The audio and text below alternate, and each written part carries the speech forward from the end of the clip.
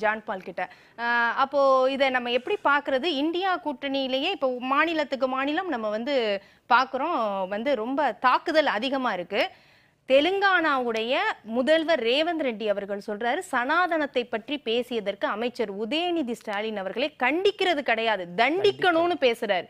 அப்ப இந்த பேச்சுக்கள் எப்படி அடுத்த கட்டத்துல மக்கள் கிட்டன்னு போகும்போது அது எடுபடுமா? அதாவது உலக மக்கள் அனைவருக்கும் வணக்கம், வேந்தர் தொலைக்காட்சிக்கும் நன்றிகள். ஒரே வரியில் சொல்லணும்னா, குண்ட சட்டியில் குதிரை ஓட்ட முடியாது, உடைந்த மண்பானையை வைத்துக்கொண்டு அதில் என்றைக்குமே கஞ்சி குடிக்க முடியாது. அதே மாதிரி தான் இந்த இந்தியா கூட்டணி என்று தொடங்கப்பட்ட நாளிலே அது தோல்வியுற்ற கூட்டணி. இதை தான் நம்ம வெளிப்படையாக சொல்லணும். அதாவது இந்தியா கூட்டணியை கட்டமைக்கணும்னு சொல்லிட்டு முழு முயற்சியாக செயல்பட்ட நிதிஷ்குமார் இன்னைக்கு எங்கே இருக்கிறாரு? இன்னொரு நபர் இந்தியா கூட்டணியை கட்டமைக்கணும், இந்தியா கூட்டணி மூலமா இந்தியாவில் ஒரு மாற்று உருவாகணும் அப்படின்னு சொல்லி முழு முயற்சி எடுத்த அம்மையார் வெஸ்ட் பெங்காலோட நிலைமை எடுத்து பாருங்க. மேற்கு வங்கத்தில் இன்னைக்கு இந்தியா கூட்டணி கட்சிகள் ஒற்றுமையா இருக்கா? கூட்டணியில் இருக்கானே இல்லவே இல்லை. அது கூட்டணி இல்லாமல் என்ன ஒரு கட்சின்னு எனக்கு தெரியல. ஓகேவா? தனித்து காங்கிரஸ் களம் காண்கின்றது, கம்யூனிஸ்ட் கட்சிகள் தனித்து களம் காண்கின்றது, திரிணாமுல் காங்கிரஸ் தனித்து களம் காண்கிறது. மம்தா பானர்ஜி தொடக்கத்திலிருந்தே இன்று வரைக்கும் எந்த ஒரு இடத்துலையுமே அவங்க எந்த ஒரு இடத்துலையுமே இந்த இந்தியா கூட்டணியுடைய போக்குகளை ஆதரிச்சும் பேசலை, செயல்பட்டும் பேசலை. அப்போ ஒவ்வொரு இடங்களை நீங்கள் எடுத்து பார்த்தாலுமே பார்த்தீங்கன்னா, நீங்கள் உத்தரப்பிரதேசில் பார்த்தீங்கன்னா ஒரு சில இடங்கள்ல அவர்கள் வேட்பாளர்களே முதல்ல என்ன பண்ணாங்க, அகிலேஷ் யாதவ் தனிச்சு அறிவிச்சார். முதல்ல அறிவிச்சிட்டார், 28 தொகுதிகளுக்கான வேட்பாளர்களை காங்கிரஸோட அனுமதி இல்லாமல் அறிவிச்சிட்டாரு.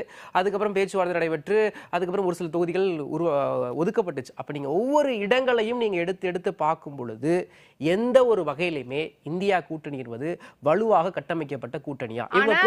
மம்தா பானர்ஜியும் இதே அகிலேஷ் யாதவும் இதே கூட்டணியில இந்தியா கூட்டணிக்குள்ள தானே இருக்கிறாங்க, எந்த இடத்துலயும் அவங்க வெளியில வரலையே. அதாவது இங்க ஒண்ணு சொல்லுவாங்க, நாங்கள் 2 பேரும் ஒரே குடும்பத்தில் அண்ணன் தம்பியாக பழகிக்கிட்டு இருக்கோண்டா, ஆனால் நம்ம என்ன பண்ணிக்க மாட்டோம், உன் பிள்ளைக்கு ஒன்று நாள் நான் உதவ மாட்டேன், என் பிள்ளைக்கு ஒன்று நாள் நான் உதவ மாட்டேன், உன் பிள்ளையை அடித்தாலும் நான் கண்டுக்க மாட்டேன், என் பிள்ளையை அடித்தாலும் நான் கண்டுக்க மாட்டேன்ற மாதிரி இந்த போக்கு இருக்குது. இது அடுத்தவன் என் பிள்ளையை அடிக்கிறத விட இவங்களுக்குள்ளே என்ன பண்ணிக்கிறாங்க, அடிச்சுக்கிறாங்க. இங்கே கொள்கை முரண்பாடு இருக்குது, கொள்கையே கிடையாது. நீங்கள் அவங்கள்ட்ட கேட்கும்போது கூட அழகாக கொஸ்டின் கேட்டீங்க, உங்களுக்குள்ள கொள்கை ரீதியாக நீங்கள் ஒத்து போகிறீங்களா? இல்லை, கொள்கையே இல்லை. அப்படின்னா கொள்கை ரீதியாக ஒத்து போகிறது. அதாவது இவங்க வைக்கிற குற்றச்சாட்டு, அம்மையார் பேசும்போது சொன்னாங்க, எல்லா கட்சிகளும் அந்தந்த மாநில கட்சிகளும் அவங்க அரசியலுக்காக குற்றச்சாட்டுகள் வைப்பாங்க. குற்றச்சாட்டுகள் மட்டுமா வைக்கப்படுகிறது? இங்கே சாதாரண குற்றச்சாட்டுகள் இல்லை, கொள்கை அடிப்படையிலான குற்றச்சாட்டுகள் நம்ம வேறுபடுத்தி பார்க்கலாம். இங்கே ஊழல் குற்றச்சாட்டுகள் வைக்கப்படுகின்றது. நீங்கள் மறைமுக கூட்டணி இருக்குன்றாங்க. யாரை எதிர்த்து இவர்கள் அரசியல் பண்றான்? பாஜகவை எதிர்த்து, இந்த சங் பரிவார் கூட்டத்தை எதிர்த்து, இந்த RSS இந்த மையத்துவத்தை எதிர்த்து நாங்கள் ஒரு கூட்டணியை கட்டமைக்கிறோம், மதச்சார்பற்ற தலைமையில் ஒரு கூட்டணி உருவாகுது அப்படின்னு சொல்றேன். நீங்கள் என்ன வாக்க நீங்க சொல்றீங்க? அங்க என்ன நடக்குதுன்னு பார்க்கும்பொழுது பார்த்தீங்கன்னா, முழுமையாவே இவங்க வெளிப்படையா சொல்றாரு ஐயா பினராயி விஜயன், காங்கிரஸ் மறைமுகமா பாஜகவுக்கு ஆதரவா செயல்படும். மம்தா பானர்ஜி என்ன சொல்றாங்க, நீங்க யாருக்கும் வாக்கே செலுத்தாங்க, ஒரு வாக்கு கூட போடாதீங்கன்றாங்க வெளிப்படையா. இப்ப யாரை இங்கே காங்கிரஸ் தலைமையை பார்த்து ஒரு கேள்வி கேட்கிறேன், காங்கிரஸ் தலைமை யாரை முன்னிறுத்தி இந்த தேர்தலை சந்திக்குது? இந்த கூட்டணியுடைய பிரதமர் வேட்பாளர் யாரு? சுருக்கமா நான் கேட்டு வந்துடுறேன். கிருத்திகா, சரி நான் திரும்ப வரேன். இங்க பிரதமர் வேட்பாளர் அப்படின்ற ஒரு தேர்விலே இவங்க தொய்ந்து போயிட்டாங்க, தோல்வி அடைந்துட்டாங்க. இந்த கூட்டணியுடைய ஒருங்கிணைப்பாளர் தேர்ந்தெடுக்கிறதுல அங்க ஒரு சிக்கல் வந்துச்சு, கூட்டணியுடைய பெயரை தேர்ந்தெடுக்கிறதுல சிக்கல் வந்துச்சு, எல்லா இடத்துலயுமே தொடர்ந்து சிக்கல். அப்ப இந்த கூட்டணியே ஒரு முரண்பட்ட கூட்டணி. இது கட்டமைக்கும் போது எல்லாரும் எதிர்பார்த்தோம், இது என்னைக்குமே செயல்பாட்டுக்கு வரப்போறது கிடையாது. ஏன்னா இந்த கூட்டணி கட்சிகள் எல்லாமே ஒன்னே ஒண்ணு கேட்கிறேன், ஆம் ஆத்மி யாரை எதிர்த்து இந்த கட்சி உருவாக்கப்பட்டுச்சு? ஆம் ஆத்மி நோக்கம் என்ன? ஊழல் இல்லாத தூய்மையான ஒரு அரசியலை உருவாக்கும் தான் ஆம் ஆத்மி கட்சியை கெஜ்ரிவால் கிரியேட் பண்றாரு. ஏன்னா அதை எதிர்த்து தான் இவங்க அண்ணா ஆசிரை தலைமையில் என்ன பண்றாங்க, ஊழலுக்கு எதிரான பேரணிகள் நடத்துறாங்க, ஊழலுக்கு எதிரான போராட்ட களத்தில் இருந்து அங்கிருந்து வெளியில ஆம் ஆத்மின்ற ஒரு கட்சி ஆரம்பிக்கிறாரு. வெளிப்படையாகவே அவர் காங்கிரஸையும் பாஜகவும் எதிர்த்து தான் அரசியல் களத்துக்கே வந்தார்.